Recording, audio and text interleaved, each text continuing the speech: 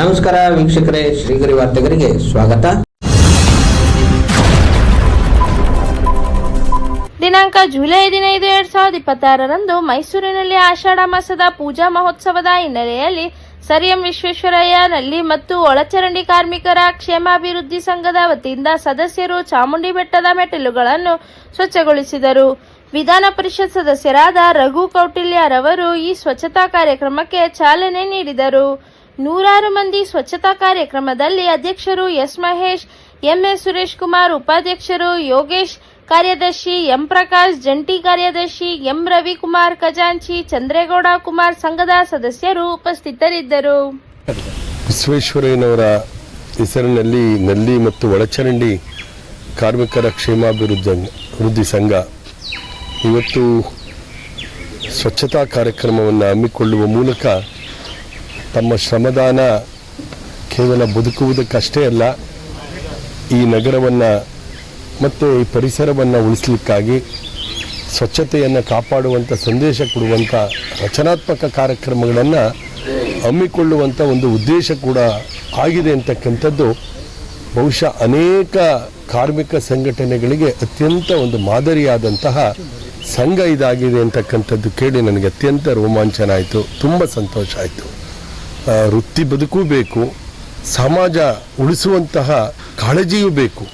ಎರಡೂ ಕಾಳಜಿಯನ್ನು ಇಟ್ಟುಕೊಂಡು ಇವತ್ತು ಈ ಸಂಘ ಇಂಥ ಕಾರ್ಯ ಕೈಗೊಂಡಿರ್ತಕ್ಕಂಥದ್ದು, ಇದನ್ನು ನಾನು ಚಾಲನೆ ಕೊಡ್ತಾ ಇರ್ತಕ್ಕಂಥದ್ದು ತಾಯಿ ಚಾಮುಂಡೇಶ್ವರಿ ನಾಡ ಅಧಿದೇವತೆ ಅವಳ ಒಂದು ಕೃಪೆ, ಅವಳ ಒಂದು ಬೆಟ್ಟದ ಪರಿಸರಕ್ಕೆ ಸ್ವಚ್ಛತೆಯ ಮೆರುಗು ಕೊಡಬೇಕು, ಇಲ್ಲಿ ಸ್ವಚ್ಛತೆ ಇರಬೇಕಂತಕ್ಕಂಥ ಕಾಳಜಿ ಬಹುದಿನಗಳಿಂದ ಇದೆ.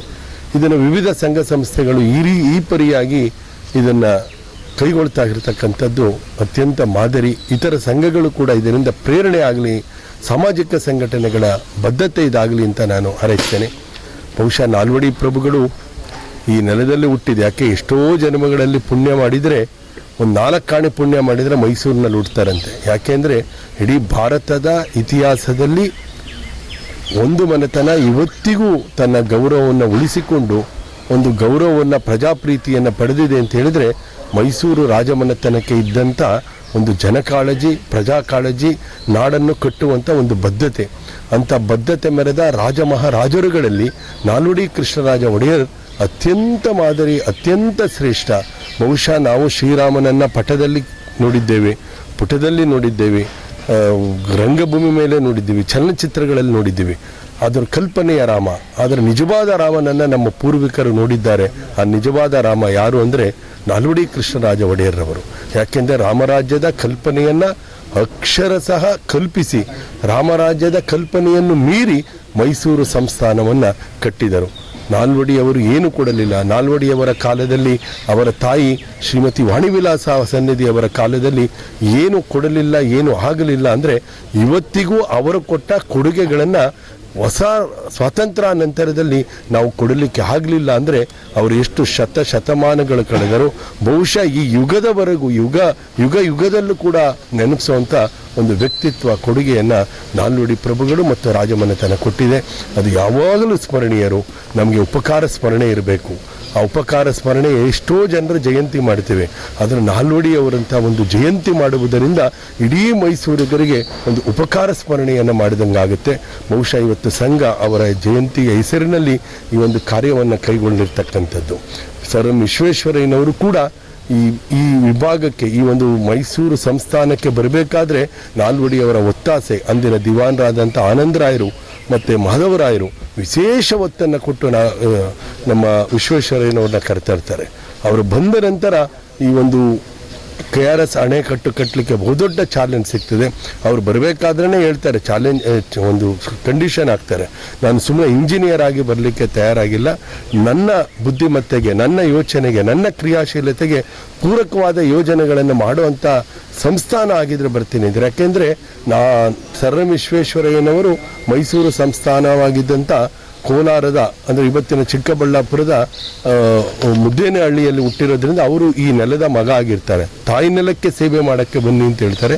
ಅಂಥದ್ದನ್ನು ಮಹಾಪ್ರಭುಗಳು ಕರೆಸಿ ಏನೆಲ್ಲ ಕಷ್ಟಪಟ್ಟು ಕನ್ನಂಬಾಡಿ ಕಟ್ಟೆ ಕಟ್ತಾರೆ ಅಂತ ಗೊತ್ತಿದೆ ನಿಮಗೆ.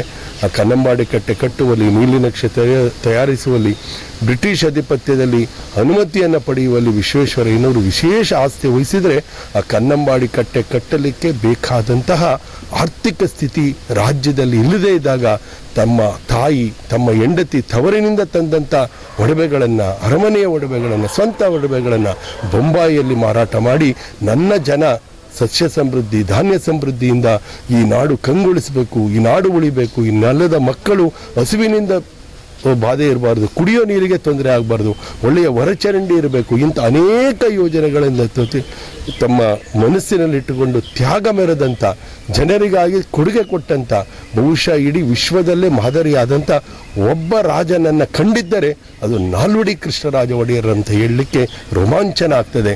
ಅಂಥ ಮಹಾಪ್ರಭುಗಳು ಆಳಿದಂಥ ಭೂಮಿ, ಅಂಥ ಮಹಾಪ್ರಭುಗಳು ಕಟ್ಟಿದಂಥ ಈ ನಾಡಲ್ಲಿ ಹುಟ್ಟಿರ್ತಕ್ಕಂಥ ನಾವು ಜನ್ಮಾಂತರದ ಪುಣ್ಯವಂತರು ಅಂತ ಹೇಳಲಿಕ್ಕೆ ಬಯಸ್ತೇನೆ.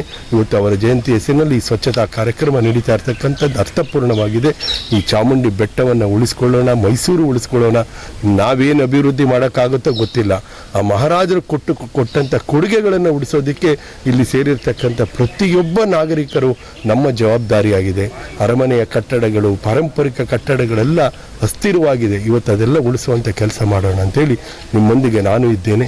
ನಿಮ್ಮ ಎಲ್ಲ ದುಃಖ ದುಮ್ಮಾನಗಳು, ನಿಮ್ಮ ಎಲ್ಲ ಕಷ್ಟ ಸಂಕಷ್ಟಗಳು ಮತ್ತು ಸರ್ಕಾರದಿಂದ ಬರುವಂಥ ಯೋಜನೆಗಳಿಗೆ ನಾನು ಒಬ್ಬ ಶಾಸಕನಾಗಿ ನಿಮ್ಮ ದನಿಯಾಗಿರ್ತೇನೆ ಅಂತೇಳಿ ನಿಮಗೆಲ್ಲ ಶುಭ ಹಾರೈಸಿ ನನ್ನ ಮಾತು. ನಾವು ನಮ್ಮಿಂದನೇ ಇದು ಇಲ್ಲೆಲ್ಲ ಸ್ವಚ್ಛತೆ ಆಗ್ಬಿಡುತ್ತೆ, ನಾವೇ ಮಾಡಿದ್ರೆ ಒಂದಿನ ಮಾಡಿದ್ರೆ ಸಾಕು ಅಂತ ಅಂದರೆ ಸಾಲದು. ಪ್ರತಿಯೊಂದು ಸಂಘ ಸಂಸ್ಥೆಗಳಾಗಲಿ, ಪ್ರತಿಯೊಬ್ಬ ವ್ಯಕ್ತಿಯಾಗಲಿ ನಾವು ಒಂದು ಸ್ವಚ್ಛತೆಯನ್ನು ಕಾಪಾಡ್ಕೊಳ್ಳೋಕೆ ಹೋದರೆ ಎಲ್ಲರೂ ಕೂಡ ಒಬ್ಬರೊಬ್ಬರು ಕೈ ಜೋಡಿಸ್ತಾರೆ. ಇದೇ ರೀತಿಯಾಗಿ ಪ್ರಾರಂಭ ಆಗಿರೋದು 2017ರಲ್ಲಿ ನಾವು ಪ್ರಾರಂಭ ಮಾಡಿದಂಥ ಸಂದರ್ಭದಲ್ಲಿ ತುಂಬ ಖುಷಿಯಿಂದ ಮಾಡಿದ್ವಿ. ಈಗ ನಮಗಿಂತ ಮುಂಚೆನೇ ಈಗ ತಾಲೂಕು ಪಂಚಾಯತಿಯವರು, ಗ್ರಾಮ ಪಂಚಾಯತಿಯವರು ನಮಗಿಂತ ಮುಂಚೆನೇ, ಒಂದು ವಾರದ ಮುಂಚೆನೇ ಎಲ್ಲನೂ ಸ್ವಚ್ಛತೆನ ಮಾಡಿದ್ದಾರೆ. ಮತ್ತು ಮೊನ್ನೆನೂ ಕೂಡ ಚಾಮುಂಡಿ ಬೆಟ್ಟದ ಮೆಟ್ಲುಗಳಿಗೆ ಇದು ಬಣ್ಣವನ್ನು ಬಳಿಯುವಂಥ ಕೆಲಸನೂ ಆಗಿದೆ. ಅಂದರೆ ನಾವು ಮಾಡೋಂಥ ಕೆಲಸದಲ್ಲಿ ಏನಾದರೂ ಒಂದು ಶ್ರದ್ಧಾ ಭಕ್ತಿಯಿಂದ ಒಂದು ಒಳ್ಳೆಯ ಉದ್ದೇಶ ಇಟ್ಕೊಂಡು ಮಾಡಿದ್ರೆ ಹಲವರು ಕೈ ಜೋಡಿಸ್ತಿರೋದಕ್ಕೆ ಕಾರಣ ಇದಾಗಿದೆ. ಅದರಿಂದ ಬಂಧುಗಳೇ ತಗೊಳ್ಳೆಲ್ಲ ನಾವು ಸ್ವಚ್ಛತೆ ಮಾಡ್ಕೊಂಡು ಹೋಗೋಂಥ ಸಂದರ್ಭದಲ್ಲಿ ಪ್ಲಾಸ್ಟಿಕ್ ಅಥವಾ ಬೇಡದಿರೋಂಥ ತ್ಯಾಜ್ಯ ಸಿಕ್ಕಿದ್ರೆ ಮಾತ್ರ ಚೀಲಕ್ಕೆ ಹಾಕ್ಕೊಂಡು ಅದನ್ನು ಒಂದು ಕಡೆ ಸಂಸ್ಕರಣೆ ಮಾಡಿ ಪಂಚಾಯತಿಯವ್ರದ್ದು ಅದನ್ನು ತೊಗೊಂಡೋಗೋಂಥ ಇದಕ್ಕೆ ವ್ಯವಸ್ಥೆ ಮಾಡೋಣ. ಇನ್ನು ಮಣ್ಣು ಅಥವಾ ಏನಾದರೂ ಎಲೆ ಅಥವಾ ಮರದ ಕೊಂಬೆ ಬಂದರೆ ಪಕ್ಕಕ್ಕೆ ನಮ್ಮ ಮೆಟ್ಲಿಗಿನ ಪಕ್ಕದಲ್ಲಿ ಇರೋ ಜಾಗಕ್ಕೆ ಹಾಕಿದ್ರೆ ಅದು ಅಲ್ಲೇ ಸೇರುತ್ತೆ. ಹೀಗೆ ಇದು ಮಾಡ್ಕೊಂಡು ಹೋಗೋಣ. ಮತ್ತು ಈ ಕಾರ್ಯಕ್ರಮ ಎಲ್ಲ ಮುಗಿದ ಮೇಲೆ ತಮ್ಮಗಳಿಗೆಲ್ಲ ತಿಂಡಿ ವ್ಯವಸ್ಥೆನ ಮೇಲ್ಗಡೆ ಮಾಡಲಾಗಿದೆ. ದೇವಸ್ಥಾನದ ದರ್ಶನ ಆದ ತಕ್ಷಣ ಒಂದು ಎಲ್ಲರದ್ದು ಗ್ರೂಪ್ ಫೋಟೋ, ನಮ್ಮ ಗುಂಪಿನ ಛಾಯಾಚಿತ್ರ ಆದ ನಂತರ ತಿಂಡಿ ವ್ಯವಸ್ಥೆನೂ ಇದೆ. ಮಾಮೂಲಿಯಾಗಿ ಅಲ್ಲಿ ಸಾರ್ವಜನಿಕರ ಶಾಲೆ ಹತ್ರ ದಯವಿಟ್ಟು ಎಲ್ಲರೂ ಅಲ್ಲಿ ಬರಬೇಕು ಎಲ್ರಿಗೂ. ಹಾಗೆ ನಮ್ಮ ಕಾರ್ಯಕ್ರಮ ಉದ್ದೇಶನ ರಘು ಸರ್ ಅವರು ನೂತನ ವಿಧಾನ ಪರಿಷತ್ ಸದಸ್ಯರಾದಂಥ ಮತ್ತು ಅನೇಕ ಹೋರಾಟಗಳನ್ನು ಮಾಡಿ ಸಮಾಜದಲ್ಲಿ ಇದನ್ನು ಬಂದು ನಿಂತಿದ್ದಾರೆ. ಅಂದರೆ ಅವರು ಮೊನ್ನೆ ಹೋರಾಟ ಮಾಡಿ ಅವರಿಗೆ ಮೊನ್ನೆ ನೂತನ ಶಾಸಕರಾಗಿ ಬಂದಿಲ್ಲ. ಅವರು ನಾನು 94-95ನೇ ಇಸ್ವಿಯಿಂದನೂ ಅವ್ರನ್ನ ಚಾಮುಂಡಿಪುರಮಿಂದ ನೋಡಿದ್ದೀನಿ. ತುಂಬ ಶ್ರಮಪಟ್ಟು ಈ ದಿನ ಕಾಯಕ ಯಾರು ಮಾಡ್ತಾ ಇದ್ದಾರೆ ಆ ಸಮಾಜದಿಂದ ಒಂದು ಆಶಾಕಿರಣವಾಗಿ ಇವತ್ತು ಹೊರಹೊಮ್ಮಿದ್ದಾರೆ. ಅವರು ನಮ್ಮ ಸಂಘಟನೆಗೆ ಮುಂದೆನೂ ಕೂಡ ಇರ್ತಾರೆ ಅಂತ ಒಂದು ಆಶಾವಾದ ಭಾವನೆಯಿಂದ ನಾನು ಅವ್ರನ್ನ ನಮ್ಮ ಕಾರ್ಯಕ್ರಮಕ್ಕೆ ಬಂದಿದ್ದಕ್ಕೆ ಅವರಿಗೆ ಅಭಿನಂದನೆ ಸಲ್ಲಿಸ್ತೀನಿ. ಅವರು ಒಂದು ನೈಪುಣ್ಯ ಶಾಲೆ, ಮೊದಲು ಕೌಟಿಲ್ಯ ಶಾಲೆಯನ್ನು ಪ್ರಾರಂಭ ಮಾಡಿ ಆನಂತರ ನೈಪುಣ್ಯ ಶಾಲೆಯನ್ನು ಮಾಡಿ ಅನೇಕರಿಗೆ ವಿದ್ಯೆಯನ್ನು ಕೂಡ ಕಲ್ಪಿಸ್ತಾ ಇದ್ದಾರೆ. ಹಾಗೆ ಸಮಾಜದಲ್ಲಿ ಹೋರಾಟ ಮಾಡ್ತಿರೋಂಥವ್ರಿಗೂ ಸ್ಫೂರ್ತಿದಾಯಕರಾಗಿದ್ದಾರೆ. ನಮ್ಮ ಕಾರ್ಯಕ್ರಮಕ್ಕೆ ಬಂದಿರೋದು ತುಂಬ ಹೆಚ್ಚಿನ ಸಂತೋಷ, ಮೆರುಗು ತಂದುಕೊಟ್ಟಿದೆ ನಮ್ಮ ಕಾರ್ಯಕ್ರಮಕ್ಕೆ ಇದನ್ನು. ಇನ್ನು ರಾಜಶ್ರೀ ನಾಲ್ವಡಿ ಕೃಷ್ಣರಾಜ ಒಡೆಯರ್ ಅವ್ರ ಬಗ್ಗೆ ಅವ್ರು ಹೇಳಿದ್ರು, ನಾವು ಕೂಡ ತಿಳ್ಕೊಂಡಿದ್ದೀವಿ. ಅವರು ಚಿಕ್ಕ ವಯಸ್ಸಿಗೆ ತಾಯಿಯ ಒಂದು ಆಶ್ರಯದಲ್ಲಿ ಬೆಳೆದು ಬಂದವರು.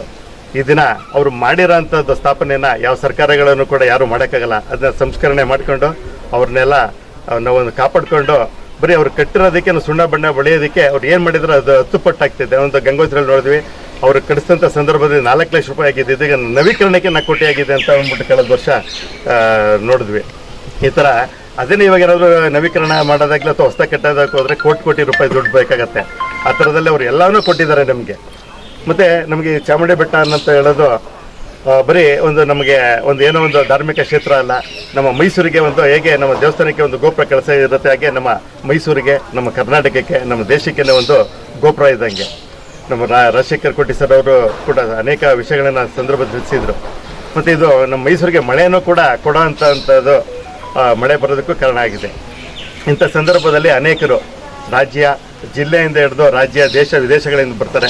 ಬರೋ ಅಂಥವ್ರಿಗೆ ಒಂದು ಅಚ್ಚುಕಟ್ಟಾಗಿರಬೇಕಂತ ಸಂದರ್ಭದಲ್ಲಿ ಅವ್ರಿಗೆ ನಾವು ಒಂದು ತಾಯಿನ ಈ ಮೂಲಕ ಸೇವೆ ಮಾಡೋದಕ್ಕೆ ಒಂದು ಅವಕಾಶ ಸಿಗತ್ತೆ ಅಂತೇಳಿ ಪ್ರಾರಂಭ ಮಾಡಿದ್ವಿ. ಇದು ನಿರಂತರವಾಗಿ ಮಾಡ್ಕೊಂಡು ಹೋಗೋಣ ತಮ್ಮ ಎಲ್ಲರೂ ಸಹಕಾರಗಳಿಂದ. ಈ ಸಂದರ್ಭದಲ್ಲಿ ತಾವುಗಳೆಲ್ಲ ಕೂಡ ಬಂದಿದ್ದೀರಾ, ತುಂಬ ಸಂತೋಷ.